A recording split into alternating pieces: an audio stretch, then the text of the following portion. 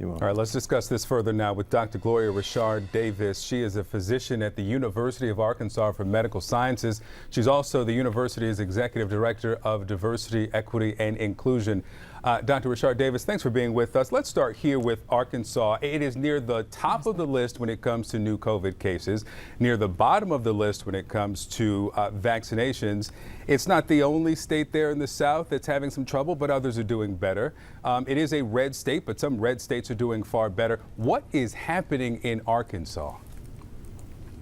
So first of all, Victor, thanks for having me. I am leading our COVID vaccine ambulatory center. And one of the things that we are doing in particular is we're keenly focused on communities of color. Because if we look at our vaccination rates from a state perspective, we're doing pretty well in central Arkansas and northwest Arkansas, particularly in our majority community, not in our minority community. So if you look at the majority community in those areas, we are at 60+ percentage immunized. What we're focusing on are our communities of color, where we know that we have less than 20% across the state that are vaccinated. We certainly know that there are vaccine hesitancy in those communities of color for some very valid reasons, some of which we continue to hear. We know that at the core is racism embedded in our health system as well as in our governmental agents. So there's a lot of distrust there. So how much there's of this? also a lot of misinformation. So how much of this is the misinformation, the hesitancy, and reluctance, but also access? Let's talk about access. Are there vaccines available to these communities you're trying to reach out to? So there are vaccines available in communities. When you get out into the much more rural communities, obviously the access is a little bit more constrained. We have Walmart, which is based in Arkansas, has it available in all of their stores, as well as Walgreen.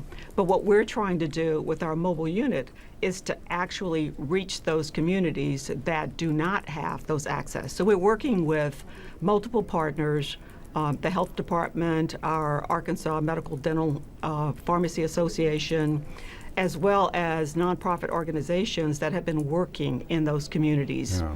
And then lastly, one of the really key things that we're doing is we are engaging and educating community health workers that we hope to deploy in front of our vaccine committees or teams, right? Yeah.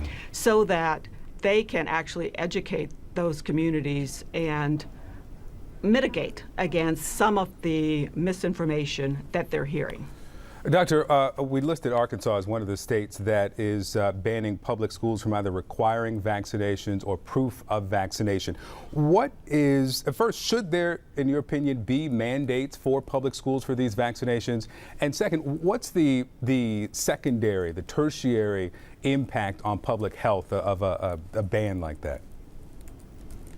So certainly, as a physician, researcher, scientist, I am in favor of having those mandates.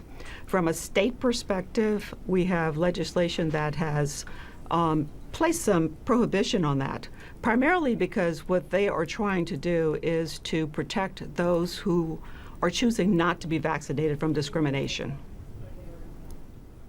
All right, Dr. Gloria Richard-Davis there in Arkansas. Still a lot of work to do. Thank you for the work you're doing. Thank you so much for having me. Certainly.